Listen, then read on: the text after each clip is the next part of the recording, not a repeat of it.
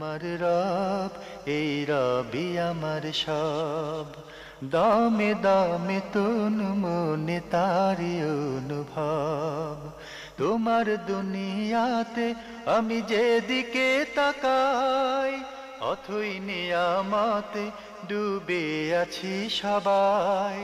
পাক পাখালির গানে শুনি তসবি কলো রব, তসবি কলো রব। আল্লাহ আমার রব, এই রবি আমার সব।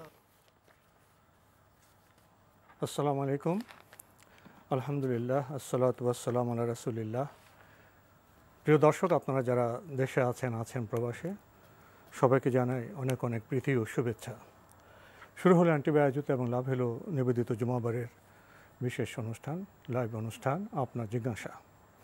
আপনাদের সাথে আছে আমি জয়নুল আবেদিন আজাদ। আর আপনাদের মনে জাগা প্রশ্নের জিজ্ঞাসার সরাসরি জবাব দিচ্ছেন বিশিষ্ট আলেম ডক্টর মোহাম্মদ সাইফুল্লাহ। আসসালামু আলাইকুম ওয়া রাহমাতুল্লাহি ওয়া বারাকাতুহু। প্রিয় দর্শক, আমাদের আজকের প্রাসঙ্গিক আলোচনার বিষয় সবর। চলুন তাহলে জিজ্ঞাসার আলোকিত ভুবনে আমরা প্রশ্ন নিচ্ছি। হ্যালো, আসসালামু আলাইকুম। ওয়ালাইকুম আসসালাম। আমি দুটো প্রশ্ন করবো আপনাকে। একটা প্রশ্ন হচ্ছে যে আমরা যখন নামাজ পড়তে যাই, নামাজ পড়ে বেরিয়ে আসার সময় আমাদের সামনে অনেক ভিক্ষুক প্রতিবন্ধী দাঁড়িয়ে থাকে। এখানে কি আমাদের কোন রকম প্রিফারেন্স, মানে একজন লোককে যদি আমি বারে বারে কিছু সাহায্য করি, সেটা করা কি ঠিক আছে না চলবে না? একটা। দ্বিতীয়টা হচ্ছে আমরা আপনাদের ডক্টর সাইফুল্লাহ সাহেবকে ইদানিং, আমি ফেনী থাকি, ডক্টর সাইফুল্লাহ সাহেবকে ইদানিং আমরা পিস টিভি বাংলায় খেতে পাই, কিন্তু আপনার এখানে ওনার চেহারা আর ওই সেই আগের চেহারার মধ্যে বেশ একটা পার্থক্য বোধ হয়। আমার একটু কিউরিয়াসিটি হচ্ছে এটা জানার যে এনারা দুজন তো একই ব্যক্তি বোধ হয়। ধন্যবাদ আপনাকে। আপনার প্রথম প্রশ্নের জবাব দিয়ে একই ব্যক্তি, চেহারায় কি খুব একটা পার্থক্য হয়েছে? আমাদের মধ্যে কাছে তো পার্থক্য মনে হচ্ছে না। আর মানুষের বয়স বাড়ার সাথে সাথে সময় যখন মানুষ অতিক্রম করে কিছুটা তো পরিবর্তন আসে, সেটা খুবই স্বাভাবিক। তো পিস টিভির ডক্টর সাইফুল্লাহ এবং এনটিভির ডক্টর সাইফুল্লাহ একই ব্যক্তি। আমরা এখন আপনার মূল প্রশ্নে যাচ্ছি। নামাজ পড়তে যান, ভিক্ষুক প্রতিবন্ধী দাঁড়িয়ে থাকে, তাদের সাহায্য করার বিষয়ে কী করবেন? ধন্যবাদ, খুবই গুরুত্বপূর্ণ প্রশ্ন করেছেন। প্রথম হচ্ছে, যদি আপনার মনে হয় বা আপনি কোনোভাবে উপলব্ধি করতে পারেন যে এটা ভিক্ষাবৃত্তি, অর্থাৎ ভিক্ষুক যারা আছে তারা এর মাধ্যমে ভিক্ষাবৃত্তি করে যাচ্ছে, তাদের উদ্দেশ্য হচ্ছে ভিক্ষাটাকেই প্রফেশন হিসেবে গ্রহণ করা, পেশা হিসেবে গ্রহণ করা, তাহলে এই অবস্থায় তাদেরকে প্রমোট করা অথবা তাদেরকে কোনোভাবে ডোনেট করা, কিছু দান করা উচিত নয়। কারণ এর মাধ্যমে আপনি ভিক্ষাবৃত্তিকে প্রমোট করলেন, ভিক্ষাবৃত্তির পথটাকে সুগম করে দিলেন। এই কাজ ইসলামী শরীয়তের মধ্যে বৈধ নয়। নবী সাল্লাল্লাহু আলাইহি ওয়াসাল্লাম ভিক্ষাবৃত্তি থেকে আমাদেরকে নিষেধ করেছেন এবং ইসলাম ভিক্ষাবৃত্তিকে হারাম করেছে। কিন্তু যদি আপনি উপলব্ধি করতে পারেন যে লোকটা সত্যি অভাবী, হতে পারে অসংখ্য মানুষ আছে বিভিন্ন অভাবে তাড়নায় শেষ পর্যন্ত মানুষের কাছে ধর্ণা দেয়, মানুষের কাছে ভিক্ষা করতে বাধ্য হয়। এক্ষেত্রে যদি আপনি উপলব্ধি করেন যে লোকটা সত্যিকার অভাবী এবং সেটা তার চাহনি থেকে অথবা তার অবস্থা থেকে এটা আপনি রিডিং নিতে পারেন, বুঝতে পারেন, এমন অবস্থায় আপনার জন্য জায়েজ আছে, আপনি তাকে দান করতে পারবেন। বরং আপনার জন্য উত্তম হচ্ছে আপনাকে তাকে দান করা, তাকে সহযোগিতা করা। কারণ সত্যিকার অভাবী ব্যক্তি যদি আমরা তাদেরকে সহযোগিতা না করি, তাহলে কারা তাদেরকে সহযোগিতা করবে? সেক্ষেত্রে আপনি সহযোগিতা করতে পারবেন। এখানে 3 নম্বর যে পয়েন্টটি বলবো সেটা হচ্ছে, যদি আপনার কাছে দুটাই অস্পষ্ট থেকে যায়, আপনার কাছে ভিক্ষাবৃত্তির বিষয়টি বোঝা যায় না, ভিক্ষাবৃত্তির বিষয়টি মানে বোঝা যাচ্ছে না, আবার একই সত্যিকার অভাবী কিনা সেটা আপনার কাছে বোঝা যাচ্ছে না, এই অবস্থায় আপনি তাকে দান করলে আপনি এর জন্য সওয়াব পেয়ে যাবেন। বাকি সে যদি ভিক্ষাবৃত্তি হিসেবে এটাকে গ্রহণ করে, এর জন্য সে আল্লাহ রাব্বুল আলামিনের কাছে গুনাহগার হবে, কিয়ামতের দিন তার কঠিন শাস্তি হবে, তাকে হাসরের ময়দানে উত্থিত করা হবে। এই অবস্থায় যে তার মুখের মধ্যে কোনো ধরনের মাংস বা গোশত থাকবে না, একেবারে লাঞ্ছিত অবস্থায় আল্লাহ সুবহানাহু ওয়া তাআলা তাকে মাহশরের মধ্যে উত্থিত করবেন। আমরা জানলাম বিষয়গুলো সম্পর্কে। প্রিয় দর্শক, প্রশ্ন নিচ্ছে। আসসালামু আলাইকুম, পরিচয় দিয়ে প্রশ্ন করুন। ওয়ালাইকুম আসসালাম। আসসালামু আলাইকুম, আমি কামরুন নাহার। জি বলুন। আমার দুটো প্রশ্ন আছে। একটা হচ্ছে, নামাজের সময় কি মেয়েরা পায়ের পাতা ঢাকতে হবে কিনা? পায়ের পাতা না ঢাকতে কি নামাজ হবে না? জি। আর 2 নম্বর প্রশ্ন হচ্ছে আমি অসুস্থ, আমার জিহ্বায় ক্যান্সার ছিল, 2বার আমার জিহ্বা অপারেশন হয়েছে। এখন বিভিন্ন রকম সমস্যার কারণে আমি সিয়াম পালন করতে পারি, কিন্তু সিয়াম পালনের সময় আমার জিহ্বা মুখ খুব শুকিয়ে যায়। তো সেই ক্ষেত্রে আমি কি সিয়ামরত অবস্থায় কুলি করে আমার মুখটা ভিজাতে পারবো কিনা, মানে জিহ্বার মধ্যে? ধন্যবাদ আপনাকে। প্রথম প্রশ্ন, আপনি একজন মহিলা, সালাতের সময় কি পায়ের পাতা ঢাকতে হবে? পায়ের পাতা বলতে তো আমরা নিচের অংশ বুঝি। পাতা নিচের অংশ, আসলে নিচের অংশ রাখতে হয় না। পায়ের উপরের অংশ ঢাকার বিষয়টি নিয়ে আলেমদের মধ্যে ইখতিলাফ রয়েছে। এটি ইজতিহাদি মাসআলা। একদল উলামায়ে কেরাম বলেছেন যে ঢাকতেই হবে, ওয়াজিব। আরেকদল উলামায়ে কেরাম বলেছেন যে ঢাকার বিষয়টি সুন্নাহ। এক্ষেত্রে যদি কেউ না ঢাকেন তাহলে তার সলাৎ হয়ে যাবে। পায়ের উপরিভাগ। উপরিভাগ বিশুদ্ধ বক্তব্য হচ্ছে ঢাকাটাই উত্তম, কোনো সন্দেহ নেই এবং সুন্নাহ সম্মত। আল্লাহ নবী সাল্লাল্লাহু আলাইহি ওয়াসাল্লামের নির্দেশনা থেকে হাদিস আসমা রাদিয়াল্লাহু তাআলা আনহা, আসমা রাদিয়াল্লাহু বর্ণিত হাদিস থেকে স্পষ্ট বোঝা যাচ্ছে যে ঢেকে রাখাটাই উত্তম। এক্ষেত্রে ঢেকে রাখার জন্য অনেক কৃত্রিমতার প্রয়োজন নেই। আপনি যদি সলাতে অনেক কসরত করার দরকার নেই। সলাতে যে গাউন আছে, গাউনটাকে যদি আপনি একটু লম্বা করেন তাহলেই সেই গাউনের মাধ্যমে ঢেকে গেলেই যথেষ্ট হয়ে যাবে। এর জন্য আলাদা কোনো ব্যবস্থা নেওয়ার প্রয়োজন আছে বলে আমি মনে করি না। তারপরে যদি কেউ মনে করেন যে না, তিনি মানে মুজা পরে নেবেন, তাহলে সেটা তার ব্যক্তিগত বিষয় হতে পারে। তবে ইসলামী শরীয়তের মূল কথা হচ্ছে সেটা হলো কোনোভাবেই তানাত্তু জায়েজ নেই। তানাত্তু কাকে বলা হয়?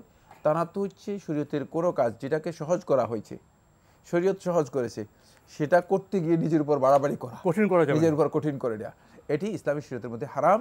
রাসূলুল্লাহ সাল্লাল্লাহু আলাইহি ওয়াসাল্লাম তাদের বিরুদ্ধে বদদোয়া করেছেন। সহিহ বুখারী হাদিসের মধ্যে এসেছে, হালাকাল মুতানাত্তিউন, যারা সহজ কাজকে নিজের উপর কঠিন করে বাড়াবাড়ি করেছে তারা ধ্বংস হয়ে গিয়েছে, অথবা তাদের জন্য ধ্বংস। জি। আরেকটি বিষয় হলো, নামাজে রুকু সিজদার সময় তো কাপড় বা গাউন একটু উপর নিচ হতেই পারে, সেটা তো করণীয় কিছু নেই। জি জি। আরেকটি প্রশ্ন করেছেন, মানে অসুস্থ, ক্যান্সারের রোগ আছে, সিয়াম করতে পারেন, খুব কষ্টকর হয়ে যায়, মুখ শুকিয়ে যায়, এই অবস্থায় তিনি কি করতে পারেন? না, আপনার এই প্রয়োজনের তাগিদে আপনি কুলি করতে পারবেন, তবে কুলি করার সময় সতর্কতা অবলম্বন করতে হবে। সেটা হচ্ছে আল্লাহ রাসূল সাল্লাল্লাহু আলাইহি ওয়াসাল্লাম বলেছেন যে ওয়ালা তুবালিক মাদমাদাতান, যে যখন তোমার মাদমাদা করবে তখন এটাকে অনেক বেশি করবে না। যখন তোমরা সিয়াম পালন করবে, সিয়াম পালন করা অবস্থায় অধিক পরিমাণে কুলি করা এটি উচিত নয়। তবে যদি কোনো কারণে প্রয়োজন দেখা দেয় তাহলে তার জন্য কুলি করা জায়েজ রয়েছে, এতে সিয়াম নষ্ট হবে না অথবা মাকরুহ হবে না। আমরা জানলাম বিষয়গুলো সম্পর্কে। প্রিয় দর্শক, প্রশ্ন নিচ্ছে। আসসালামু আলাইকুম, পরিচয় দিয়ে প্রশ্ন করুন। জি, আসসালামু আলাইকুম। ওয়ালাইকুম আসসালাম। আমি শামসুল্লাহ রিফিন বলছি মোহাম্মদপুর থেকে। জি ভাইয়া বলুন। আমার দুইটা প্রশ্ন।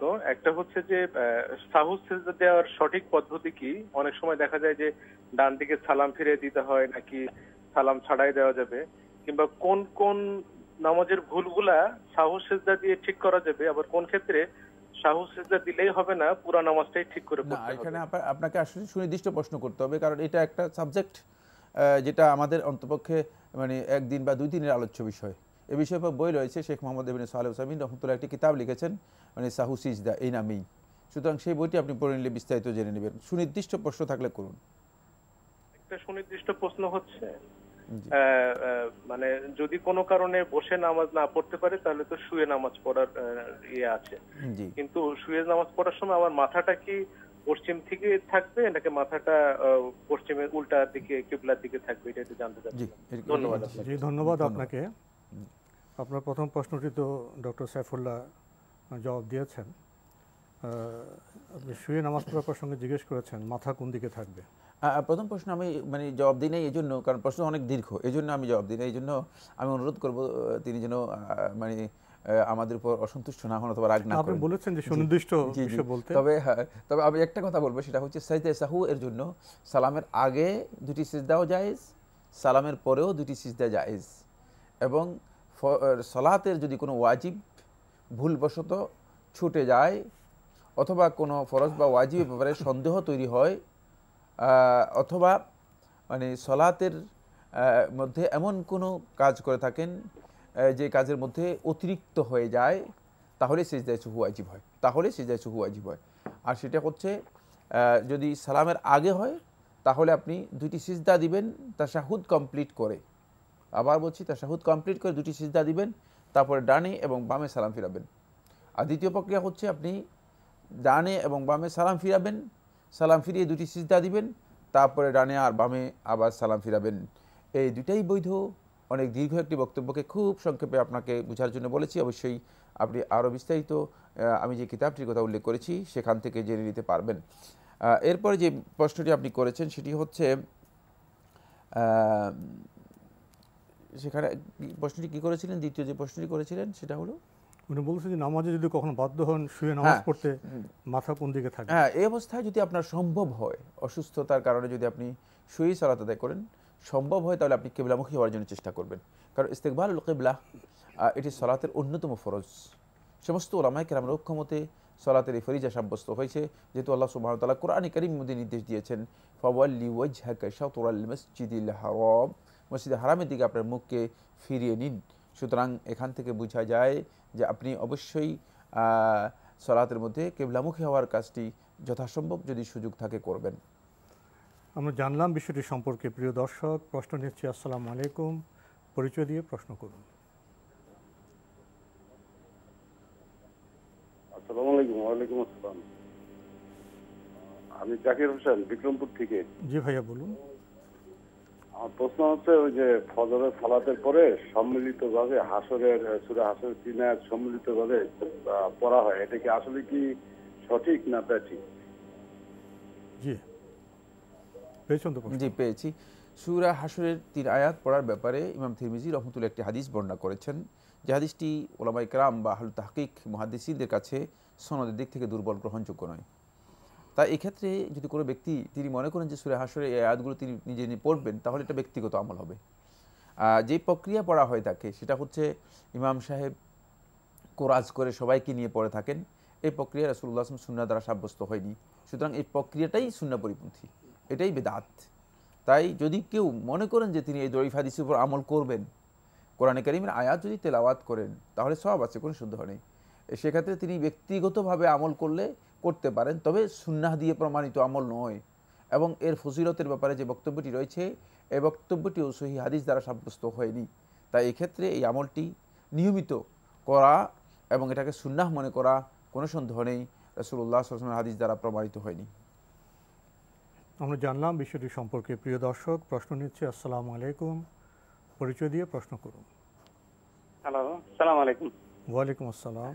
আমি চট্টগ্রাম থেকে মোহাম্মদ শহীদুল্লাহ বলছিলাম। জি ভাইয়া বলুন। আমার প্রথম প্রশ্ন হচ্ছে, আপনার ফরজ রোজা অসুস্থতা জনিত কারণে ভাঙছে আর কি। হ্যাঁ জি। এখন এর কাফারাটা কিরকম করে দেওয়া হবে এটা? জি। আর একটা হচ্ছে 2 নম্বর প্রশ্ন হচ্ছে, তার মা, বাচ্চার মা আর কি, আপনার এই মানত করছিল বাচ্চার একটা অসুস্থতাজনিত কারণে যে উমরা করবে, মানে বাচ্চা সহ আমি সহ উমরাতে যাবে আর কি। কেন? অসুস্থতার কারণে? হ্যাঁ হ্যাঁ, মানে অসুস্থ ছিল, এইবার সুস্থ হলে উমরাতে যাবে চিন্তা ছিল আর কি। এখন এটা মানবটা পরিপূর্ণ করা আমার জন্য কতটুকু আর্থিক সামর্থ্য আছে কিনা? জি জি জি, উমরা করার মতো আর্থিক সামর্থ্য আছে কিনা?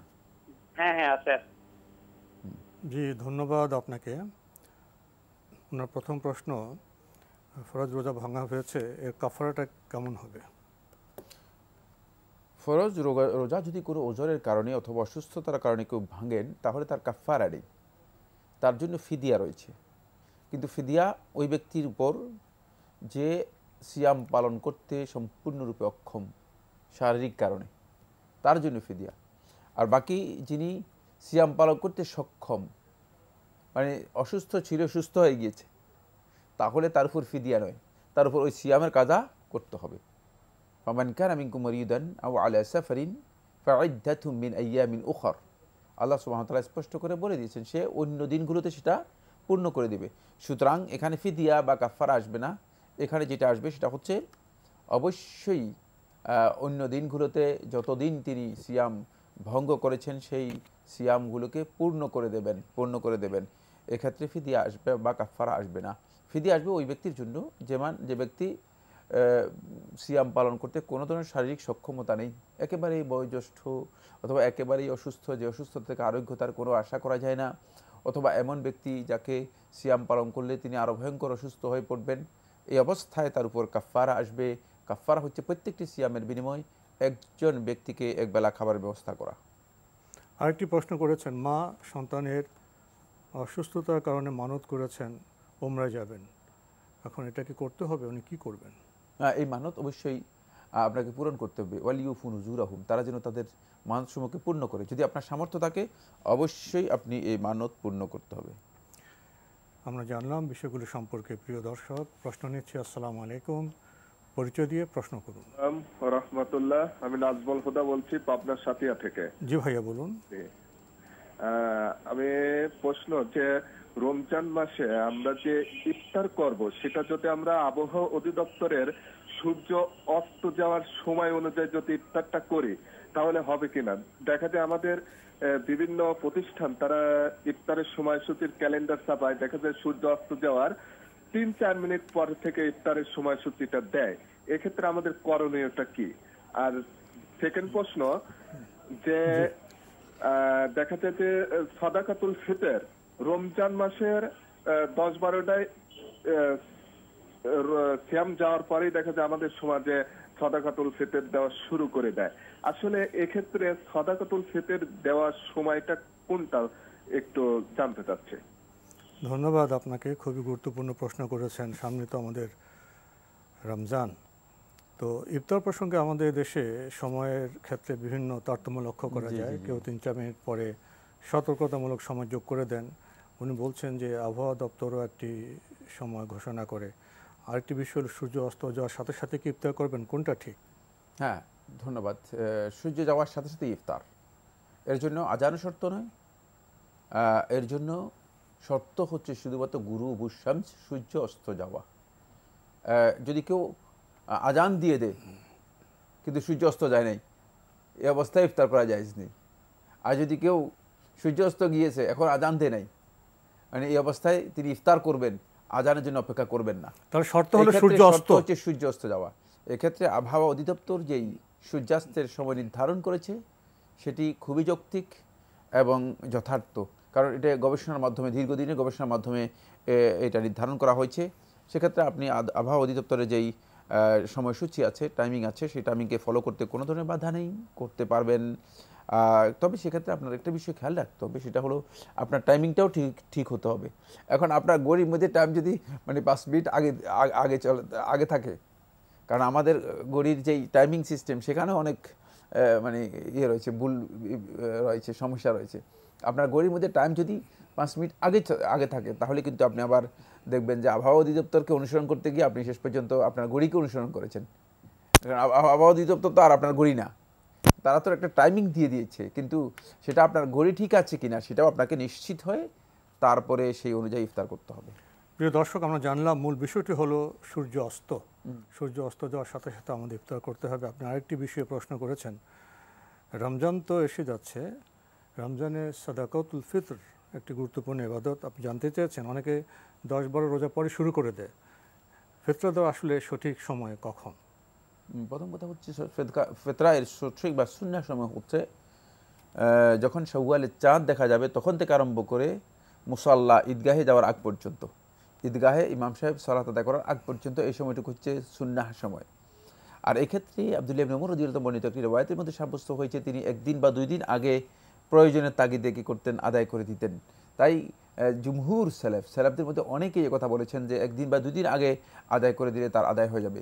কিন্তু খেয়াল রাখতে হবে সেটা হলো 10 তারিখ, 15 তারিখ অথবা রমাদান মাসের শুরুতে সাদকাতুল ফিতর যদি কেউ আদায় করে দেন তার সাদকা আদায় হবে না, তাকে অবশ্যই আবার পরবর্তীতে সাদকাতুল ফিতর আদায় করতে হবে।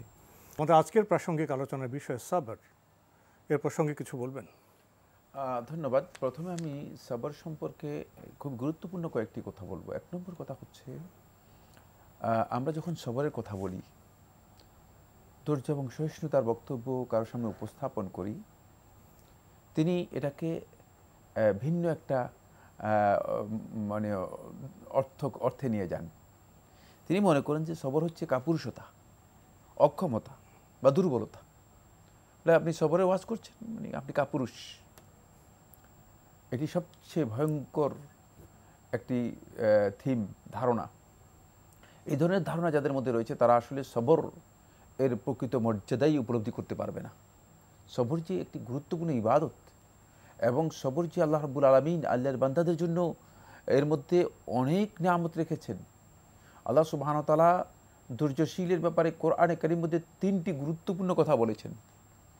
একটি হচ্ছে আল্লাহ তাআলা তাদেরকে ভালোবাসেন, আরেকটি হচ্ছে তাদের সাথেই আল্লাহ তাআলা আছেন, আরেকটি হচ্ছে যারা ধৈর্যশীল হবে তারা সত্যিকার ইহসানের দাবি পূরণ করতে পেরেছে।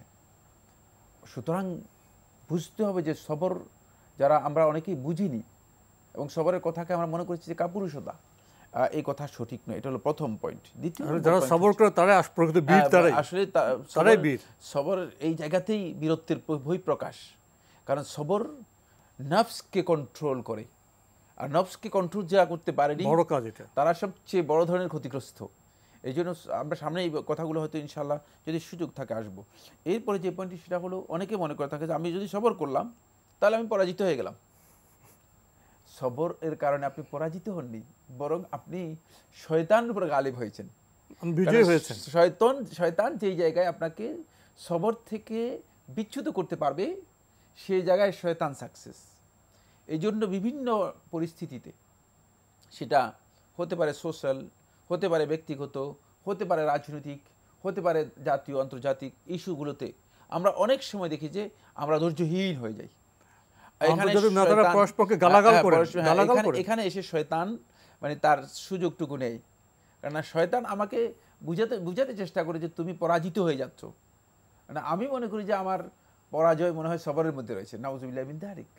সবরের মধ্যে পরাজয় নেই, কারণ সবরকে আল্লাহ রাব্বুল আলামিন বান্দাদের মানে ঈমানদার ব্যক্তিদের জন্য এটা উদ্দা, মানে আখিরাতের প্রস্তুতির বস্তু হিসেবে, প্রস্তুতি গ্রহণের প্রস্তুতি হিসেবে উল্লেখ করেছেন। তাই এক্ষেত্রে খুব ভালো করে একটি খেয়াল রাখতে হবে।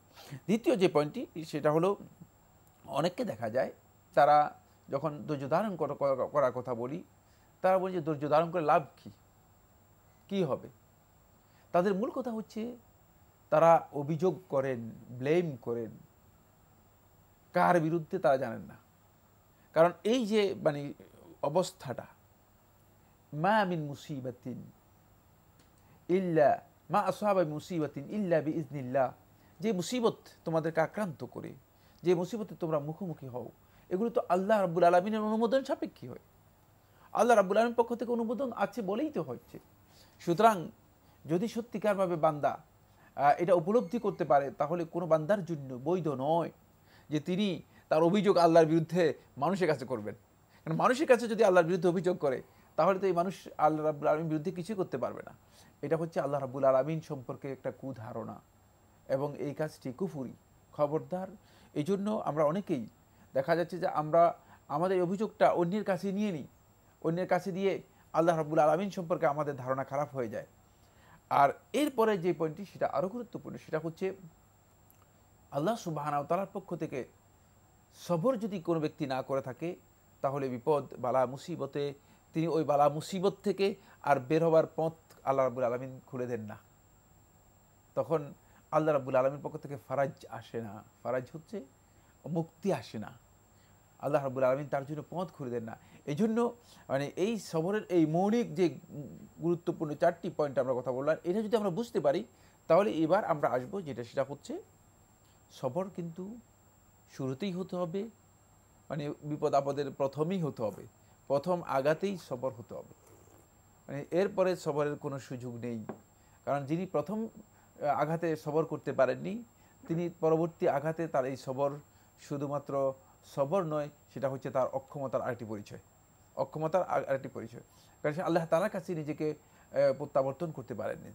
এক মহিলা কান্নাকাটি করতেছিলেন, তখন আল্লাহ রাসূল সাল্লাল্লাহু আলাইহি ওয়াসাল্লাম সে পথ দিয়ে অতিক্রম করে যাচ্ছিলেন। রাসূলুল্লাহ সাল্লাল্লাহু আলাইহি ওয়াসাল্লাম বললেন, ইসবিরি ওয়াহতাসিবি ইলাল্লাহ, হে আল্লাহর বান্দি, তুমি ধৈর্য ধারণ করো, সবর করো, এবং আল্লাহ রাব্বুল আলামিনের কাছে তুমি সওয়াবের জন্য আশা পোষণ করো। তখন মহিলা যেহেতু বললো যে, মহিলা যেহেতু প্রত্যেকেই মুসিবতের সময় একটা ভিন্ন অবস্থা থাকে, বলে যে তুমি কে, আমার যে অবস্থা, আমার যে বিপদ আমার উপর এসেছে, এই বিপদ যদি তোমার হতো তাহলে তুমি আমাকে এই ওয়াজ করতে না। আমরা অনেকেই যখন ধৈর্যের ওয়াজ করি অথবা ধৈর্যের কথা মানুষদেরকে বলি, তখন মানুষদের মধ্যে আমরা লক্ষ্য করি যে ভাই ধৈর্যের কথা তো বলা যায়, কিন্তু ধৈর্য ধারণ করা তো সহজ নয়। এটাও এক প্রকারের ব্লেম, এটাও এক প্রকারের ব্লেম, সতর্কতা অবলম্বন করতে হবে। এরপর আল্লাহ রাসূল সাল্লাল্লাহু আলাইহি ওয়াসাল্লাম চলে গেলেন এক সাহাবী শুনতে পেলেন মহিলার বক্তব্য। মহিলাকে সাহাবী বললেন যে তুমি কি জানো কে তোমাকে এই কথা বলেছেন? বলে রাসূলুল্লাহ সাল্লাল্লাহু আলাইহি ওয়াসাল্লাম বলেছেন। তো মহিলা তো হতবাক হয়ে গেলেন যে আল্লাহ রাসূল সাল্লাল্লাহু আলাইহি ওয়াসাল্লামকে এমন একটা রিপ্লাই দিলাম, এমন একটা কথা বললাম যেটা কোনোভাবেই রাসূলুল্লাহ সাল্লাল্লাহু আলাইহি ওয়াসাল্লামের শানের সাথে মানে মানায় না। ফলে মহিলা দ্রুত আল্লাহ রাসূল সাল্লাল্লাহু আলাইহি ওয়াসাল্লামের কাছে আসলেন, বললেন যে আল্লাহ রাসূল সাল্লাল্লাহু আলাইহি ওয়াসাল্লাম আপনি যেভাবে বলেন সেভাবে আমি ধৈর্য ধারণ করব, আমি সেইভাবেই ধৈর্য ধারণ করব। তখন আল্লাহ রাসূলুল্লাহ সাল্লাল্লাহু আলাইহি ওয়াসাল্লাম বলে দিলেন স্পষ্ট করে, ইন্নামাস সাবরু ইনদা সাদমাতিল উলা, আর তোমার সবরের সুযোগ নেই, এখন তোমার অক্ষমতার দিকে চলে গিয়েছে। ইন্নামাস সাবরু ইনদা সাদমাতিল উলা, প্রথম আঘাতের সময় যদি সত্যিকার ধৈর্য ধারণ করতে পারি সেটাই হচ্ছে শুরুতে সবর। জি, শুরুতে সবর আমরা জানলাম, প্রিয় দর্শক আরও জানলাম সবরের মধ্যে, ধৈর্যের মধ্যেই রয়েছে প্রকৃত বীরত্ব। আমরা প্রশ্ন নিচ্ছি। আসসালামু আলাইকুম, পরিচয় দিয়ে প্রশ্ন করুন। লাইনে আছেন? আমরা সবর নিয়ে আরও কিছু কথা বলতে পারি। জি, কখন তো আমাদের জীবনযাপনে দুঃখ আসে, কষ্ট আসে, সে সময় যদি আমরা সবর করি এবং তাকওয়া অবলম্বন করি তাহলে কি আমাদের গুনাহ মাফ হবে? আমাদের কি মর্যাদা আরও উন্নীত হবে? ধন্যবাদ, খুবই গুরুত্বপূর্ণ বিষয়।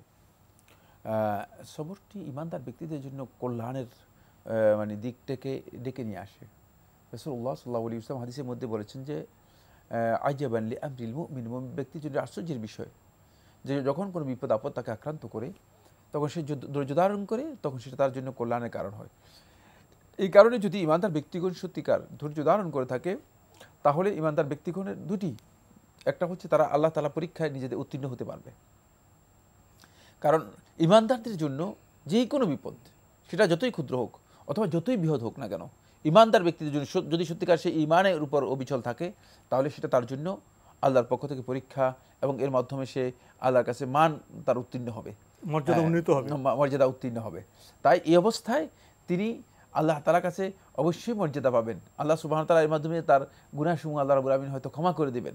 এই জন্য আল্লাহ সুবহানাহু ওয়া তাআলা বান্দাদের কাছ থেকে চান যে বান্দারা সবর করুক। যদি বান্দা সত্যিকার সবর করতে পারে আল্লাহ রাব্বুল আলামিন তার মানকে উত্তীর্ণ করে দেবেন এবং সে আল্লাহ তাআলার কাছে মর্যাদা পাবে। দ্বিতীয় নম্বর যে পয়েন্টটি সেটা হলো সবর ইখতিয়ার করার জন্য নিজের ইন্টেনশনটাকে কাজে লাগাতে হবে। রাসূলুল্লাহ সাল্লাল্লাহু আলাইহি ওয়াসাল্লাম সহিহ হাদিস দ্বারা প্রমাণিত হয়েছে, মান ইয়াতাসাব্বার ইউসাব্বিরুহুল্লাহ, মানে যে ব্যক্তি সবর করার জন্য প্রচেষ্টা করবে আল্লাহ রাব্বুল আলামিন তাকে সবরের সেই সুযোগ করে দেবেন। এই জন্য আমাদের মধ্যে সবরের এই প্র্যাকটিসটাও আমাদের মধ্যে আসতে হবে। কারণ সবরের বিপরীত যে দিকগুলো আছে, অস্থিরতা অথবা হতাশা, দুটেই কোনো একজন ব্যক্তির জন্য বৈধ কাজ নয়। জি, এই মুমিন ব্যক্তিদের জন্য বৈধ কাজ নয়। এই জন্য মুমিন ব্যক্তি সর্বাবস্থায় চেষ্টা করবে মানে তিনি সবর ইখতিয়ার করার জন্য। ফলে যখনই বালা মুসিবত আসবে তখন আল্লাহ রাসূল সাল্লাল্লাহু আলাইহি ওয়াসাল্লাম বলে দিয়েছেন, মৃত্যুর যখন মানে মৃত ব্যক্তির ব্যাপারে রাসূলুল্লাহ সাল্লাল্লাহু আলাইহি ওয়াসাল্লাম যখন তাকে সমবেদনা জানাতেন তখন রাসূল সাল্লাল্লাহু আলাইহি ওয়াসাল্লাম বলতেন, ফাসবির ওয়াহতাসিব, তুই সবর ইখতিয়ার করো, ওয়াহতাসিব, এবং আল্লাহ রাব্বুল আলামিনের কাছে সওয়াবের আশা করো। প্রিয় দর্শক, আমরা খুবই গুরুত্বপূর্ণ বিষয়ে অবগত হলাম। প্রশ্ন নিচ্ছি। আসসালামু আলাইকুম, প্রিয় দর্শক আপনার পরিচয় দিয়ে প্রশ্ন করুন। জি, আসসালামু আলাইকুম। ওয়ালাইকুম আসসালাম। আমি ফজলুর রহমান, ঢাকা খিলগাঁও থেকে। জি ভাইয়া বলুন। আমার প্রশ্নটা হলো এক নম্বরে দুইটা প্রশ্ন। আমরা যে জামাতে নামাজ আদায় করি সেই ক্ষেত্রে যে আমরা জামাতে গিয়ে 2 রাকাত পাইলাম, 1 রাকাত পাইলাম, 3 রাকাত পাইলাম প্রিয় নামাজের ক্ষেত্রে, সেখানে সবটা কি আমার 3 রাকাত বা 4 রাকাত বা 2 রাকাতের হবে নাকি না যেই কয় রাকাত জামাতে আদায় করব সেটা সব হবে? দ্বিতীয় প্রশ্নটা হলো আমার, এই যে আমরা যে নামাজ কাজা হয়ে যায় সেই ক্ষেত্রে কাজা নামাজটা কি উক্তিয়া নামাজের আগে পড়বো না পরে পড়বো? কাজা হয়ে যায় কিভাবে জিজ্ঞেস করুন। কাজা কিভাবে হলো? প্রিয় দর্শক, আপনার নামাজটা কাজা কেন হলো, কিভাবে হলো? আপনি লাইনে আছেন? জি, আমি লাইনে আছি। মানে নামাজটা কাজা কারণ কি? ঘুমিয়ে থাকা, না মনে না থাকা, না অবহেলা করা, কি কারণে? অবহেলার কারণে বা কোনো কারণে আমার কাজা হয়ে গেছে, আমি টাইম মতো নামাজ পড়তে পারি নাই, সেই ক্ষেত্রে উক্তিয়া নামাজটা হয়ে গেছে। কোনো কারণ চলবে না, জি, সুনির্দিষ্ট কারণ বলতে হবে। আপনার কি কোনো নির্দিষ্ট কারণ আছে, যেমন ঘুমিয়েছিলেন বা মনে ছিল না, না অবহেলা? কারণটা কোনটা, অবহেলা না ঘুমিয়েছিলেন? কাজা হয়েছে ক্ষেত্রে টাইম ওভার হয়ে গেছে, নামাজের টাইমটা উক্তিয়া নামাজের টাইম হয়ে গেছে, সেই ক্ষেত্রে আমি এটা আচ্ছা, ধন্যবাদ আপনাকে। কারণগুলো, প্রথম প্রশ্ন, উনি জামাতে যে আপনার দেখা যায় 4 রাকাত নামাজ 2 রাকাত পেলেন, তো সবটা কি ওই 4 রাকাতের হবে না, যে 2 রাকাত পেয়েছেন সে 2 রাকাতের হবে? না, কোনো আল্লাহর বান্দা যদি জামাতে তিনি শরীক হয়ে থাকেন তাহলে তিনি জামাতের ফজিলত পুরোটাই পেয়ে যাবেন, পুরো 4 রাকাত, যদিও তিনি বাকি সালাতটা একাকী আদায় করেছেন। কারণ তিনি জামাতের মধ্যে অংশগ্রহণ করার কারণে, মাসবুক ব্যক্তি জামাতে অংশগ্রহণ করার কারণে জামাতের ফজিলতটুকু তিনি পেয়ে যাবেন, যেহেতু আল্লাহ রাসূল সাল্লাল্লাহু আলাইহি ওয়াসাল্লাম বলেছেন মান আদরাকা রাকাতান ফাকাদ আদরাকাস সালাহ, তাহলে সালাতটাই পেয়ে গিয়েছেন। সুতরাং সালাত জামাতে আদায় করার যে ফজিলত আছে সেই ফজিলতটুকু আপনি পাবেন ইনশাআল্লাহ তাআলা। দ্বিতীয় প্রশ্ন, যে নামাজ কোনো কারণে কাজা হয়ে যায় তাহলে কি সেই পরবর্তী ওয়াক্তের আগে সে কাজা নামাজটা আদায় করবেন না পরে আদায় করবেন?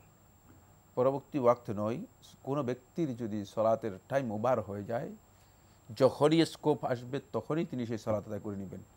সর্বপ্রথম কাজটাই হচ্ছে তার সালাত আদায়। সুতরাং সালাত তিনি ডিলে করবেন না। যেই কোনো কারণে যদি কোনো ব্যক্তির সালাতের ওয়াক্ত সুনির্দিষ্ট ওয়াক্তের চেয়ে বাইরে চলে যায়, যখনই তার সুযোগ আসবে তখনই তিনি সেই সালাত আদায় করে নেবেন, পরবর্তী ওয়াক্তের সাথে এর কোনো সম্পর্ক নেই। অপেক্ষা করতে হবে না, প্রথম সুযোগেই আমাদের নামাজটা আদায় করে নিতে হবে। প্রিয় দর্শক, আমরা জানলাম বিষয়টি সম্পর্কে। আরও প্রশ্ন নিচ্ছি। আসসালামু আলাইকুম, পরিচয় দিয়ে প্রশ্ন করুন। লাইনে আছেন? জি জি, যে আপনার পরিচয় দিয়ে প্রশ্ন করুন। জি, আসসালামু আলাইকুম। ওয়ালাইকুম আমার আসসালাম। নাম হাসানুজ্জামান মিন্টু।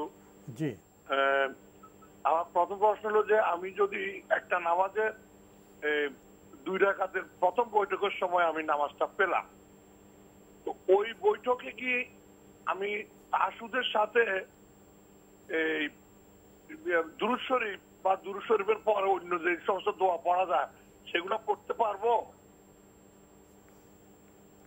ধন্যবাদ আপনাকে। যদি পাই 2 রাকাত পাইলাম না, প্রথম বৈঠক পাইলাম, তো আমি তো শুধু তাহাজ্জুদ পড়ার কথা, কিন্তু যদি আমি দুরূদ শরীফ পড়ি অন্য দোয়াও কি পড়া যাবে? এক। সেকেন্ড হলো ফরজ নামাজের পর আমাদের তাসবিহ তাহলিল পড়ে বা এরপর সব মুনাজাত দিই, রব্বানা আতেনা বিভিন্ন কিছু বলি, মানে তাসবিহ তাহলিল পর মুনাজাত দিলাম। এখন আমার কোনো কাজ থাকলে আমি নামাজ শেষ হওয়ার সালাম ফিরে আমি উঠি, হাঁটতে হাঁটতে যদি আমি ওইগুলো পড়ি, হাঁটার সময় তাসবিহ তাহলিল পড়ি প্লাস মুনাজাতটা আমি হাঁটতে হাঁটতে পড়লাম, তাতে কোনো অসুবিধা আছে কিনা? ধন্যবাদ আপনাকে। আপনার প্রথম প্রশ্ন হলো যে ফরজ নামাজে তাসবিহ পর মোনাজাত, দ্বিতীয় প্রশ্ন এটা আপনার। তারপর উনি মূলত উঠে উনি হাঁটতে হাঁটতে উনি কি তাসবিহ পড়তে পারবেন, মোনাজাত করতে পারবেন? হাঁটতে হাঁটতে যদি আপনি প্রয়োজনের কারণে তাসবিহগুলো পড়েন, তাসবিহ তাহলিল নয়, আসলে এটা হচ্ছে মূলত আজকার, সলাতের পরবর্তী আজকার এগুলোকে বলা হয় থাকে। আমরা এই বিষয়গুলো শিখে নেওয়ার জন্য চেষ্টা করি, কারণ ইমানদার ব্যক্তিগত যদি মৌলিক ধারণা আমরা সলাত এখনও শিখতে না পারি তাহলে আমাদের জন্য দুর্ভাগ্যের বিষয়। সলাতের পরবর্তী যে আজকারগুলো আছে, আজকারগুলো যদি আপনি হাঁটতে হাঁটতে পড়েন আপনার জন্য জায়েজ না, জায়েজ নয়। কিন্তু এখানে একটি বিষয় থেকে যাবে, সেটা হচ্ছে যদি আপনি মুসাল্লায় বসে সেগুলো আদায় করেন এর ফজিলত অনেক বেশি। কারণ মা আদাম আর রাজুলু ফি মুসাল্লাহু ফাহুয়া ফি সালাতিহি, রাসূলুল্লাহ সাল্লাল্লাহু আলাইহি ওয়াসাল্লাম বিভিন্ন হাদিসের মধ্যে রয়েছে, আল্লাহ নবী সাল্লাল্লাহু আলাইহি ওয়াসাল্লাম বলেছেন যে যখন মুসল্লি ব্যক্তি মানে তার মুসাল্লার মধ্যে থাকবে, যতক্ষণ পর্যন্ত মুসাল্লার মধ্যে থাকবে সে সালাতে যে থাকলে যেই ফজিলত, মানে এই মুসাল্লার মধ্যে থাকলেও সেই ফজিলত পেয়ে যাবে। এটা হলো 1 নম্বর। 2 নম্বর হচ্ছে মানে ওই মুসাল্লাতে যতক্ষণ পর্যন্ত থাকবে, যতক্ষণ পর্যন্ত তার উজু নষ্ট না হবে ততক্ষণ পর্যন্ত সে সালাতের ফজিলত পাবে এবং ফেরেশতা তার জন্য মাগফিরাতের দোয়া করবে, ফেরেশতা তার জন্য মাগফিরাত দেবে। সুতরাং এই ফজিলতটুকু আপনি পাবেন। কিন্তু আপনার ব্যক্তিগত প্রয়োজনে যদি আপনাকে যেতেই হয় তাহলে তো সেটা আপনি করতে পারছেন না, সেক্ষেত্রে আপনি হেঁটে হেঁটেও সালাত আদায় আজকারগুলো আদায় করতে পারবেন, এটি জায়েজ। আরেকটি প্রশ্ন করেছেন, উনি নামাজে প্রথম বৈঠক উনি পেলেন, সেখানে উনি আত্মাহিত দৌড়ে এবং অন্য যে মাসনুন দোয়াগুলো সেগুলো করতে পারবেন? না, উত্তম হচ্ছে শুধুমাত্র তাশাহুদ পড়া। এটা প্রায় জমহুর উলামায়ে কেরামের বক্তব্য দ্বারা সাব্যস্ত হয়েছে। আলেমদের মধ্যে আমার মনে হয় না যে অনেক মানে এর মধ্যে দ্বিমত করেছেন, কেউ আমার জানা নেই। কিন্তু একদল উলামায়ে কেরাম বলেছেন যদি দরুদ পড়তে পারে, দরুদ পড়লেও পড়তে পারে, সেক্ষেত্রে তার উপর সেজদা সুহু ওয়াজিব হবে না। কিন্তু বিশুদ্ধ কথা হচ্ছে যেটা, সেটা হলো শুধুমাত্র তাশাহুদ পড়বে, অতিরিক্ত করার প্রয়োজন নেই। যেমন মানে কোনো কাজের মধ্যে কম করাও জায়েজ নেই, বেশি করাও জায়েজ নেই।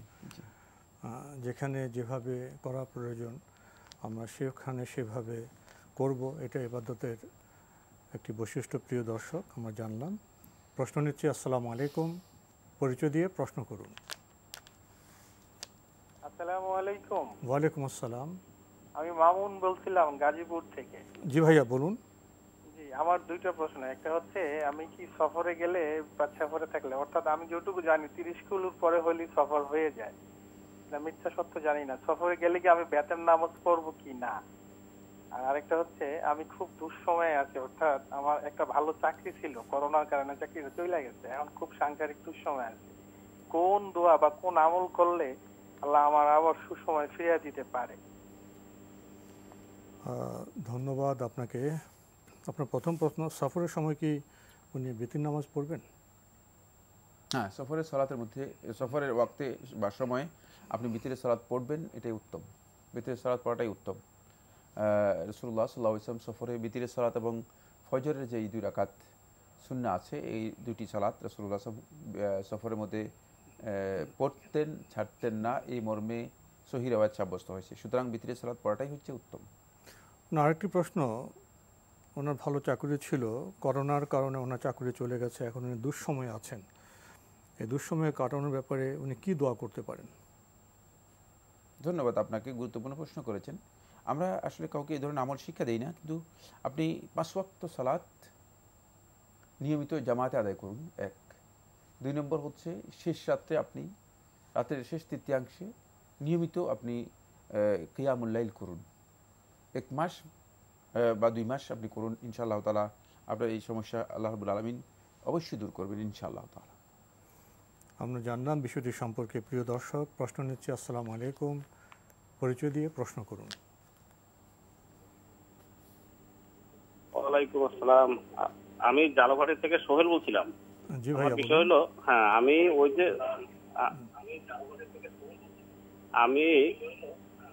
আমি গাড়িতে চাকরি করি, হ্যাঁ, কিন্তু না আমার জন্য কি কসর নামাজ প্রযোজ্য না পুরো নামাজ পড়তে হবে, এটা জানার জন্য। আপনি 24 ঘন্টা গাড়িতে থাকতে হয়, 24 ঘন্টা এবার গাড়িতে থাকতে হয়। হ্যাঁ, আচ্ছা আচ্ছা। তো এখন আপনি যখন বাড়ি থেকে দূরে যাবেন তখন কসর পড়বেন কিনা, এই তো প্রশ্ন, তাই না? জি জি জি জি জি। ধন্যবাদ। ওনাকে 24 ঘন্টা গাড়িতে থাকতে হয় কসর প্রসঙ্গে। হ্যাঁ, আপনারা অবশ্যই কসর সালাত আদায় করবেন, যেহেতু আপনি সর্বাবস্থায় মুসাফির রয়েছেন, সেক্ষেত্রে আপনি কসরের সালাত আদায় করবেন। শুধুমাত্র ফরজ সালাতগুলো যেগুলো 4 রাকাত বিশিষ্ট, সেগুলো 2 রাকাত পড়বেন। মাগরিবের সালাত 3 রাকাতই পড়তে হবে। তাহলে উনি বাড়ি থেকে বের হওয়ার পরে ওনার কসর শুরু হয়ে যাবে। জি, আমরা জানলাম বিষয়টি সম্পর্কে। প্রিয় দর্শক, প্রশ্ন নিচ্ছি। আসসালামু আলাইকুম, পরিচয় দিয়ে প্রশ্ন করুন। লাইনে আছেন? জি, আসসালামু আলাইকুম ওয়া রাহমাতুল্লাহি ওয়া বারাকাতুহু। ওয়া আলাইকুম আসসালাম ওয়া রাহমাতুল্লাহ। জি, আপনার ওই যে আমার একটা ছোট প্রশ্ন। জি, সেটা প্রশ্নটা হচ্ছে যে কোরআন তো আমরা কোরআন পাঠের সময় তো কোরআন বুঝি না, তো ওর নিচে নিচে যে বাংলাগুলো থাকে বাংলা কোরআনে, তো সেগুলা এক লাইন পড়ে সেটা কি আমি বাংলা পড়ে নিতে পারি, আর পড়লেই বা আবার পুনরায় আমাকে আউযুবিল্লাহ বিসমিল্লাহ সব পড়তে হবে? আপনার প্রশ্নটি কি এরকম, আপনি কোরআন পাঠ করে আরবি টেক্সটে তো শুরু করলাম, ধরেন আউযুবিল্লাহ বিসমিল্লাহ দিয়ে, আমাকে একটু বলতে দিন। আমি আপনার প্রশ্ন শোনার পর আপনার সাথে আমি বুঝতে চাচ্ছি। আপনি বলছেন যে আরবি, যে আমরা কোরআন পাঠ করি আরবি টেক্সটটা আমরা বুঝি না, বাংলায় আমরা যখন এর অর্থ বোঝার চেষ্টা করব, এরপরে আবার দ্বিতীয় বাক্যে গেলে কি আবার আউযুবিল্লাহ বিসমিল্লাহ পড়তে হবে কিনা, এটা কি আপনার প্রশ্ন? এটা কি আপনার প্রশ্ন? ধন্যবাদ আপনাকে। আর কোনো প্রশ্ন আছে? পেয়েছেন তো প্রশ্ন? জি, প্রশ্ন পেয়েছি। জি জি জি জি। না, এর জন্য আপনাকে আলাদা করে আউযুবিল্লাহ বিসমিল্লাহ পড়তে হবে না। আপনি কোরআনে কারিমের তেলাওয়াতের শুরুতেই যখন আউযুবিল্লাহ পড়ে শুরু করবেন, তখনই আপনার জন্য যথেষ্ট হয়ে যাবে। এরপর আপনি কোরআনে কারিমের তেলাওয়াতের আয়াত তেলাওয়াতের সাথে যদি আপনি কোরআনে কারিমের অনুবাদগুলো পড়েন, আপনি পড়তে পারবেন, অসুবিধা নেই। আজকের প্রাসঙ্গিক আলোচনার বিষয় সবর। এখন সুনির্দিষ্ট একটি বিষয়ে কথা বলতে চাই আপনার সাথে। আমরা করোনা কালে বসবাস করছি। করোনা সম্পর্কে আমাদের মধ্যে নানা রকম ধারণা, নানা রকম বক্তব্য। আমরা মনে করি এই করোনা প্রসঙ্গে একটি আকীদার বিষয় থাকা প্রয়োজন, এবং তখন বাস্তব ক্ষেত্রে আমাদের কী করণীয়, এবং করোনার ক্ষেত্রে কি আমাদের সবর বা ধৈর্যের বিষয়টি প্রাসঙ্গিক, এসব বিষয়ে যদি কিছু বলতেন। ধন্যবাদ। খুব গুরুত্বপূর্ণ দুটি কথা বলেছেন। প্রথম হচ্ছে করোনার বিষয়টি আসলে মানে এই ক্ষেত্রে আকীদা হচ্ছে মুসলিমদের অপরিহার্য একটি পয়েন্ট।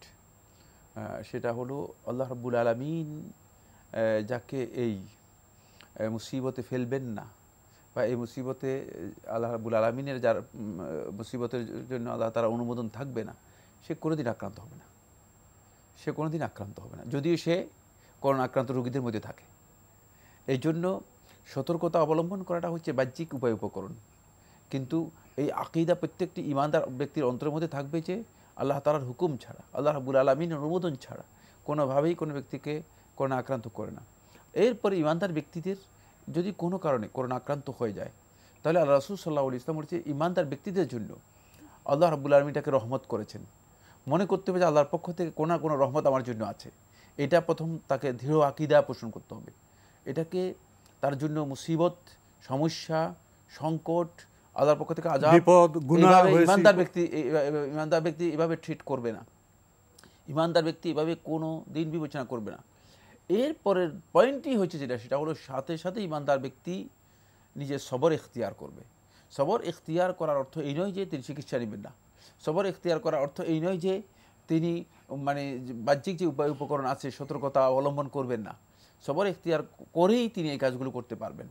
সবরটা কি? সবরটা হচ্ছে এই ক্ষেত্রে কোনোভাবেই অস্থির না হওয়া, কোনোভাবেই মানে এমন কোনো অভিযোগে না যাওয়া যে অভিযোগটুকু তার পক্ষ থেকে একজন বান্দা হিসেবে তার পক্ষ থেকে আসতে পারে না। এই জন্য আল্লাহ রাসূল সাল্লাল্লাহু আলাইহি ওয়াসাল্লাম বলেছেন, যদি এই অবস্থায় মানে সবর করে সেই ব্যক্তি মানে ওখানে ওই জনপদে থাকে, মৃত্যু না হলেও সে শাহাদাতের মর্যাদা পাবে। সবরের কারণে, হ্যাঁ, সবরের কারণে মৃত্যু না হলেও শাহাদাতের মর্যাদা পাবে। আর যদি মৃত্যু হয়ে যায় তাহলে সে শহীদের মর্যাদা পাবে, শহীদের মর্যাদা। সুতরাং এটি মানে সবরের এত মানে বড় ধরনের অ্যাচিভমেন্ট হচ্ছে এই ধরনের মহামারী অথবা করোনা জাতীয় যে বিপদগুলো মানুষের কাছে আসে, ঈমানদার ব্যক্তিদের জন্য এটি এই ধরনের একটা বিষয়। আমরা অনেকে এটাকে এভাবে বিবেচনা না করে আমরা শুধুমাত্র এভাবে বিবেচনা করছি যে মনে হচ্ছে যেন লোকটা অপরাধী, এই জন্য তাকে শাস্তি দেওয়া হচ্ছে। অনেক আল্লাহর বান্দা আছেন যাদেরকে আমরা জানি তাদের আমল, আখলাক, ঈমান, ইয়াকিন, আকীদা, বিশ্বাস সবগুলো স্বচ্ছ, সুন্দর এবং পরিচ্ছন্ন হওয়ার পরেও করোনা আক্রান্ত হয়েছেন এবং করোনা এবং এটা তার জন্য আল্লাহর পক্ষ থেকে একটা রফু দারাজাত, তার মর্যাদাকে আল্লাহ তাআলা সমুন্নত করেছেন। আমরা জানলাম বিষয়টি সম্পর্কে। প্রিয় দর্শক, প্রশ্ন নিচ্ছি। আসসালামু আলাইকুম, পরিচয় দিয়ে প্রশ্ন করুন।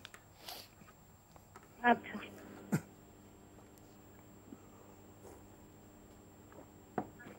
লাইনে আছেন? হ্যাঁ আছি। আপনার পরিচয় দিয়ে প্রশ্ন করুন। আচ্ছা, হ্যালো, আসসালামু আলাইকুম। ওয়ালাইকুম আসসালাম। আমি গাইবান্ধা থেকে মিনু বলছিলাম। জি বলুন।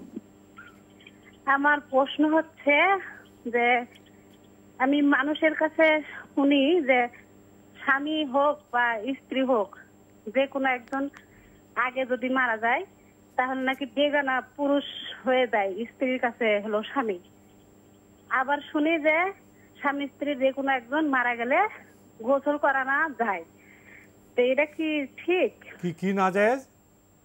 যে গোসল করা, স্বামী হোক বা স্ত্রী হোক, যে কোনো একজন যখন যদি মারা যায় তাহলে নাকি বেগানা পুরুষ হয়ে যায়, যে স্বামী মারা গেছে তার মুখ দেখা যাবে না, এসব কথা বলে। আবার শুনি যে স্বামী স্ত্রী যে কোনো একজন মারা গেলে যে বেঁচে থাকবে সে গোসল করাতে পারবে, এটা শুনি। এটা কি সত্যি? এই গেল 1 নম্বর প্রশ্ন।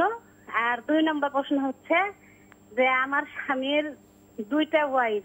হ্যালো, জি জি, আমার স্বামীর 2টা ওয়াইফ, আমি ছোট বউ আর আমার স্বামীর বড় বউ আছে, আমরা একসাথে সবাই থাকি। কিন্তু আমার মানুষের কাছে শুনি যে কিয়ামতের ময়দানে নাকি আমার স্বামী বড় বউকেই বেছে নেবে, আমাকে নিবে না, আমি ছোট বউ, সেজন্য আমাকে নেবে না। তো এগুলা কথা কি সঠিক? এটা ঠিক কথা হাদিসে? ধন্যবাদ আপনাকে। আপনি খুব জীবন ঘনিষ্ঠ সমাজে যে প্রশ্নগুলো ওঠে সেগুলো সম্পর্কে প্রশ্ন করেছেন খুব সরলভাবে। ধন্যবাদ আপনাকে। তো আপনার প্রথম প্রশ্ন আপনি শুনেছেন, যদি স্বামী বা স্ত্রী কেউ আগে মারা যায়, যদি স্বামী আগে মারা যায় তাহলে স্বামী বেগানা পুরুষ হয়ে যায়। আবার শুনেছেন যে স্ত্রী স্বামীকে গোসল করাতে পারবে, এই বিষয়গুলো ঠিক আছে? প্রথম কথা ঠিক নয়। বেগানা পুরুষ হয়ে যাবে না ততক্ষণ পর্যন্ত দাম্পত্য জীবনের যে সম্পর্ক আছে সেই সম্পর্ক ততক্ষণ পর্যন্ত কাট হবে না যতক্ষণ পর্যন্ত তার ইদ্যত শেষ না হবে। আর বাত আশহুরি ওয়া আশরা, কোরআনের মধ্যে আল্লাহ সুবহানাহু ওয়া তাআলা বলেছেন 4 মাস 10 দিন। এই 4 মাস 10 দিনের পরে মানে তাদের সাথে দাম্পত্য জীবনের একটা মানে যে সম্পর্ক ছিল সেই সম্পর্কটুকু কাট হবে। মানে স্বামী মৃত্যুর 4 মাস 10 দিন পর সেই সম্পর্কটুকু কাট হবে। এই সময়ের মধ্যে তিনি বেগানা পুরুষও হবেন না এবং স্বামী স্ত্রী দুজনেই স্বামী স্ত্রী হিসেবে বিবেচিত হবেন যতক্ষণ পর্যন্ত এই সময়ের মধ্যে থাকবেন। সুতরাং বেগানা পুরুষ হয়ে যায় এই বক্তব্য সঠিক নয়, এই বক্তব্য সঠিক নয়। তো ওনারা কি একে অপরকে গোসল করতে পারবেন? একজন আরেকজনকে গোসল দেওয়ার বিষয়টিও জায়েজ, সহিহ হাদিস দ্বারা সাব্যস্ত হয়েছে। আল্লাহ রাসূল সাল্লাল্লাহু আলাইহি ওয়াসাল্লামের মেয়ে ফাতিমা বিনতে মুহাম্মদ রাদিয়াল্লাহু তাআলা আনহা ওয়া আলাইহি সাল্লাতু ওয়াসসালাম যখন তার মৃত্যু হয়েছে তখন আলী ইবনে আবি তালিব রাদিয়াল্লাহু তাআলা তাকে গোসল দিয়েছেন মর্মে সহিহ রিওয়ায়াত সাব্যস্ত হয়েছে। সুতরাং এই গোসল দিতেও কোনো ধরনের বাধা নেই। আলেমদের এই মাসালার মধ্যে দ্বিমত থাকলেও সহিহ স্পষ্ট দলিল দ্বারা প্রমাণিত হয়েছে যে এটি জায়েজ। স্বামী স্ত্রীকে গোসল করাতে পারবেন, স্ত্রী স্বামীকে গোসল করতে দিতে পারবেন। আমরা জানলাম বিষয়টি সম্পর্কে। প্রিয় দর্শক, উনি আরেকটি প্রশ্ন করেছেন। ওনার স্বামীর 2 স্ত্রী, উনি ছোট। উনি শুনেছেন কিয়ামতে স্বামী বড় স্ত্রীকে ব্যস্ত নিতে পারবেন, ছোট স্ত্রীকে নেবেন না। তো এটা তো ওনার জন্য মর্মপীড়ার বিষয়। বিষয়টি কি আসলে এরকম? না, এর সাথে কোনো সম্পর্ক নেই। এই বক্তব্যের জন্য কোনো দলিল নেই। এই বক্তব্যের কোনো দলিল নেই যে স্বামী বড় স্ত্রীকে বেছে নিবে, ছোট স্ত্রীকে বেছে নিবে না। যদি মানে স্বামী স্ত্রী পরিবারের সদস্যরা জান্নাতি হয়ে থাকে তারা জান্নাতে একসাথে থাকবে, জান্নাতে একসাথে থাকবে, এই মর্মে সরাসরি কোরআনের বক্তব্য সাব্যস্ত হয়েছে। তারা ছোট স্ত্রীকে জন্য কিছু করবেন না, এটা সঠিক বক্তব্য নয়। নয়। প্রিয় দর্শক, আমরা জানলাম। প্রশ্ন নিচ্ছি। আসসালামু আলাইকুম, পরিচয় দিয়ে প্রশ্ন করুন। আসসালাম, আমি সিলেট থেকে অন্য বলছিলাম। জি বলুন। জি, আমার কোশ্চেন হলো যে আমরা তো একটু জোরে বলুন, একটু জোরে স্পষ্ট করে বলুন। জি, আমরা তো জানি যে ওই যে গ্যাস্ট্রিকের সমস্যা থাকলে জি তো ওইটা মানে প্রতি ওয়াক্তের নামাজ এক উজু দিয়ে পড়া যায়। তো সামনে তো তারাবি আসতেছে, তো ওইটা আমি কি করব? মানে এক উজু দিয়ে কতটুকু পড়বো? যে তারাবি তো আনলিমিটেড পড়া যায়, তো ওইটার জন্য কি করব? আর কোরআন মাজিদ তেলাওয়াতের ক্ষেত্রে যখন বারবার উজু ভেঙে যায় তখন কি করব? আর আমার আরেকটা কোশ্চেন হলো যে নামাজরত অবস্থায় যখন উজু ভাঙার হয় তখন কি উজু ভেঙে ফেলবো নাকি নামাজটা শেষ করে তারপর উজু ভাঙবো? আর আরেকটা হচ্ছে যে ওই যে বাচ্চাদেরকে যখন আমরা শিখাই মানে A for ant, B for এরকম, ডি ফর ডগ, তো ওইখানে কি ছবি আঁকা যাবে কিনা? ছবি একে একে বাচ্চাদেরকে শিখাতে হয় আর কি। তো ওইটা কি, আমরা তো জানি যে অ্যানিমাল আঁকা নিষেধ, তো ওইটা কি আঁকা যাবে কিনা বাচ্চাদেরকে শেখানোর জন্য? আপনি খুবই জীবন ঘনিষ্ঠ প্রশ্ন করেছেন। প্রথমে প্রশ্ন, গ্যাস্ট্রিকের কারণে অনেকের বায়ু তো বারবার নির্গত হয়, এটা একটা অসুস্থতার মতো। উনি জেনেছেন যে এক অজুতে নামাজটা সেরে নেওয়া যায়, তো তারাবির সময় কী করবেন? তারাবি তো দীর্ঘ সময় লাগে। ধন্যবাদ। উজু করেই শুরু করবেন, এরপর আর উজু করতে হবে না। যদি বাতাস বের হয় ভেঙে তার উজু ভাঙবে না, করতে হবে না। ওই এক অজুতে অন্য নামাজে পড়তে পারবেন, তারাবির নামাজে শেষ করতে পারবেন, নামাজে শেষ করতে পারবেন। আর কোরআন তেলাওয়াতের সময় একই কথাই, কোরআন তেলাওয়াত আপনি শুরু করবেন, যদি উজু সহ শুরু করেন এরপরে আপনি আর ভিন্ন উজু করতে হবে না। জি, যদি বাতাস নির্গত হয় তবু বায়ু নির্গত হলো, যেহেতু এটা অসুস্থতা। জি, আরেকটি প্রশ্ন করেছেন, যেমন বাচ্চাদের শেখান ডি ফর ডগ, তখন বাচ্চাদের ছবি আঁকিয়ে শেখালে ওরা বিষয়টি ভালো বোঝে, তো এই শেখানোর উদ্দেশ্যে কি এই ছবি আঁকা যাবে? শুধুমাত্র শেখানোর জন্য হয়ে থাকলে তাহলে সেই ছবি অঙ্কন করে পরে মুছে ফেললে এটি নাজাইজ নয়। আলেমদের মধ্যে একদল উলামায়ে কেরাম ফতোয়া দিয়েছেন। তবে উত্তম হচ্ছে মানে প্রাণীর যে ছবিগুলো আছে সেগুলো অঙ্কন করা, চিত্রায়িত করা, অথবা সেগুলোকে ভাস্কর্যের মতো, এটাকে কি বলা হয়ে থাকে, মানে অবয়ব দেয়া, এটা মানে উত্তম হচ্ছে পরিহার করা, বর্জন করা। কিন্তু যেখানে প্রয়োজন দেখা দিবে সেখানে আপনি অঙ্কন করবেন, সাথে সাথে মুছে ফেলবেন। আমরা জানলাম বিষয়টি সম্পর্কে। প্রিয় দর্শক, প্রশ্ন নিচ্ছি। আসসালামু আলাইকুম, পরিচয় দিয়ে প্রশ্ন করুন। ওয়ালাইকুম আসসালাম ওয়া রাহমাতুল্লাহি ওয়া বারাকাতুহু। আমি অধ্যাপক মামুন মুস্তাফি বলছি, আমি একজন ডাক্তার। জি, আমি জানতে চাচ্ছি যে যখন উজু থাকে না তখন কি আমরা কোরআন শরীফ থেকে বিসমিল্লাহ বলে আয়াতগুলো উচ্চারণ করতে পারি কিনা? ধন্যবাদ আপনাকে। আর কোনো প্রশ্ন আছে? জি, আমি একটা কথা শুনেছি বা জানি যে বাথরুমে বসে দোয়া করা যায় না, কিন্তু অনেক সময় অনেক পেশেন্ট থাকে যাদের বাথরুমের সমস্যা হয়, কষ্ট হয়, তখন তো তারা আল্লাহর নাম নেয় বা নিতে হয়, এটা জায়েজ কিনা? ধন্যবাদ আপনাকে, খুবই জীবন ঘনিষ্ঠ প্রশ্ন আপনি করেছেন। প্রথমে যখন অজু থাকে না তখন কোরআনের আয়াত কি উচ্চারণ করা যাবে, পড়া যাবে? কোরআনের আয়াত যদি আপনি তেলাওয়াত করেন উজু ছাড়া, স্পর্শ না করেন কোরআন, তাহলে আপনি তেলাওয়াত করতে পারবেন, জায়েজ। বাকি স্পর্শ করার মাসআলাটি নিয়ে আলেমদের মধ্যে দ্বিমত রয়েছে। বিশুদ্ধ হচ্ছে, আদব হচ্ছে কোরআনে কারীম স্পর্শ করার ক্ষেত্রে উজু সহ স্পর্শ করা, এটা বিশুদ্ধ বক্তব্য এবং এটাই হচ্ছে উত্তম আদব। আদবের কথা যখন আমরা বলবো তখন খেয়াল রাখতে হবে যে মানে যদি কোনো কারণে প্রয়োজন দেখা দেয় তাহলে আপনি সেটা মানে উজু ছাড়াও স্পর্শ করতে পারবেন। আর যদি তাফসীর গ্রন্থ হয়? তাফসীর নয়, তাফসীর ছাড়া অন্য কোনো কিতাব হলে সেগুলো মানে কোরআনে কারীম, কোরআন যেটাকে বলা থাকে মুসহাফ, এর মধ্যে অতিরিক্ত কোনো কিছু থাকতে পারবে না। জি, এটা হলো কোরআন। আরেকটি বিষয়ে প্রশ্ন করেছেন যে বাথরুমে কি দোয়া করা যায় না? অনেক সময় দেখা যায় অনেকে বাথরুমে খুব প্রবল কষ্ট হয়, সমস্যা হয়, তখন মুখে আল্লাহর নাম চলে আসে, এটা কেমন? না, যদি কার আল্লাহর নাম চলে আসে অথবা কোনো জিকির চলে আসে তাহলে তিনি গুনাহগার হবেন না।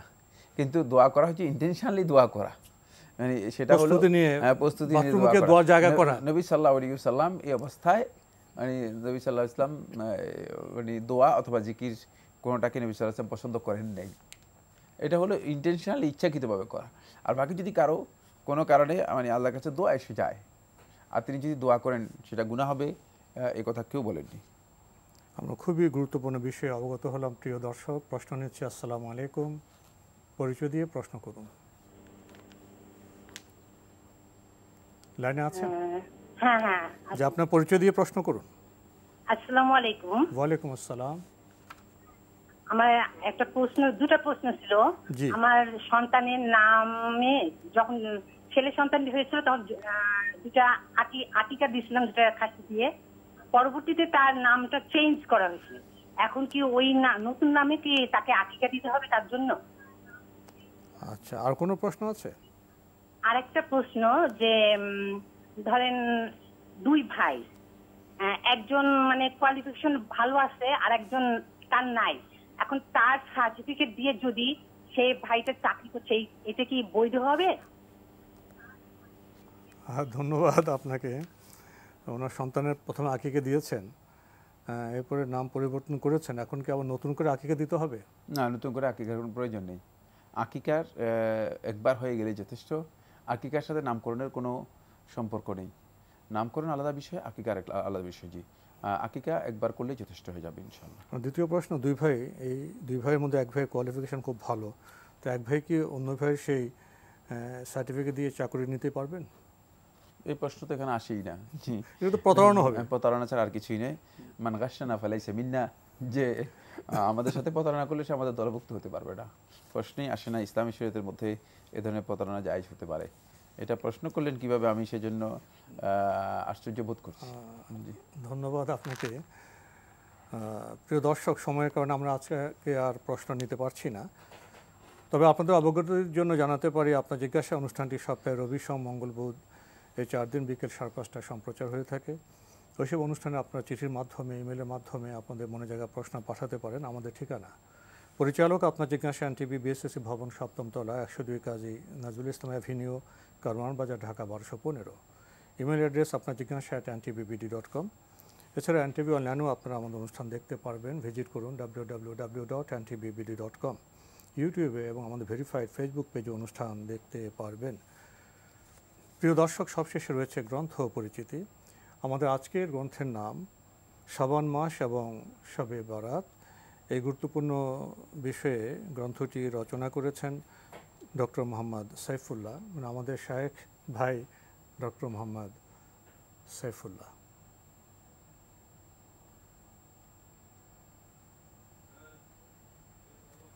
এই গ্রন্থটি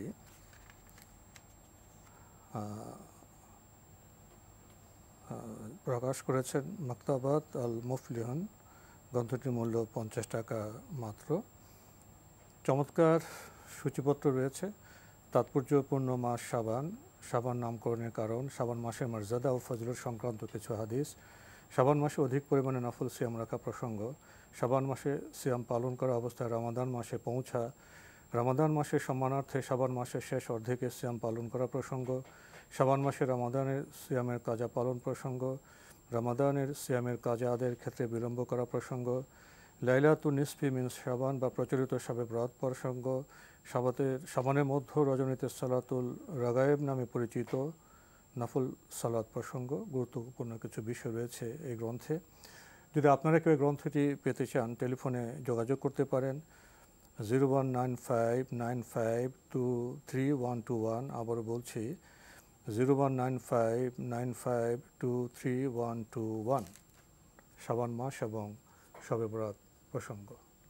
আপনার নিজ গ্রন্থ সম্পর্কে বলতে একটু দাপন্য করবেন না, আমরা আপনার কাছ থেকে যথাবক্তব্য আশা করছি। আমি এখানে 3টি কথা বলবো। প্রথম কথা হচ্ছে শাবান মাসের ফজিলত সহিহ হাদিস দ্বারা সাব্যস্ত হয়েছে। অত্যন্ত গুরুত্বপূর্ণ মর্যাদাপূর্ণ একটি মাস, আমরা অনেকেই বিষয় সম্পর্কে জানি না। 2 নম্বর হচ্ছে শবে বরাত আছে, অবশ্যই আমাদেরকে বিশ্বাস করতে হবে, সেটা ভাগ্য রজনী, কিন্তু কখন সেটা আমরা এই বইয়ের মধ্যে স্পষ্ট করেছি। 3 নম্বর যে বিষয়টি সেটা হলো শাবান মাসের মধ্য রজনী, যেটি লাইলাতুন নিসফি শাবান, এ প্রসঙ্গে যে হাদিসগুলো রয়েছে সেই হাদিসগুলোতে এর জন্য সুনির্দিষ্ট কোনো আমল সাব্যস্ত হয়নি। সুতরাং এর উদযাপনের বিষয়টি সেলাফদের আমল দিয়ে প্রমাণিত নয়, কিন্তু কেউ যদি ব্যক্তিগত ইবাদত করেন সেটা তার ভিন্ন বিষয়। তাই শবে বরাত উপলক্ষে প্রচলিত যেই আমাদের আড়ম্বর অবস্থা তৈরি হয়ে থাকে, নিজেরা বিধান তৈরি করা, আতশবাজি সহ ইত্যাদি, হালুয়া রুটি তৈরি করা, এগুলো ইসলামী শরিয়ার মানদণ্ডে উত্তীর্ণ হওয়া কোনো বিষয় নয়, বরং এগুলো আমরা নিজেরাই আবিষ্কার করেছি। ইবাদতের ক্ষেত্রে অবশ্যই আমাদেরকে আবিষ্কারের পথ পরিহার করতে হবে। শবে বরাত আর লাইলাতুন নিসফি শাবান এক কিনা? মোটেও না, এক নয়। আর কেউ যদি আপনার ব্যক্তিগতভাবে যে রোজা আছে তারা শুধু 15 রাখতে চান, সে রাখতে পারবেন। জি, ব্যক্তিগত ইবাদত। আরেকটি বিষয় বোধহয় স্পষ্ট হয়েছে আপনার গ্রন্থে, আমরা তো ভাগ্য রজনী পেতে চাই। জি জি, সেটা তো আসে রমজানে আসে। অবশ্যই লাইলাতুল কদর আমাদের খোঁজ নিতে হবে, অবশ্যই খোঁজ নিতে হবে লাইলাতুল কদর, এবং সেটাই শবে বরাত, সেটাই ভাগ্য রজনী। আজকে আমাদের এখানে শেষ করতে হচ্ছে। আপনাকে অনেক ধন্যবাদ। আপনাকে অশেষ ধন্যবাদ। প্রিয় দর্শক, আমরা গ্রন্থ পাঠ করব, ইবাদতের বিষয়গুলো সম্পর্কে জানব, এবং অবশ্যই আমরা ভাগ্য রজনীর খোঁজ করব। সেটা রমজানে লাইলাতুল কদরে আমাদের খোঁজ নিতে হবে। প্রিয় দর্শক, দেখা হবে ইনশাল্লাহ আগামী জুমাবার একই সময়ে। প্রিয় দর্শক, মহান আল্লাহ আমাদের সবাইকে নিরাপদে রাখুন শান্তিতে। আসসালামু আলাইকুম। আল্লাহ আমার রব, এই রবি আমার সব, দামে দামে তুন মনে তারি অনুভব। আল্লাহ আমার রব, এই রবি আমার সব।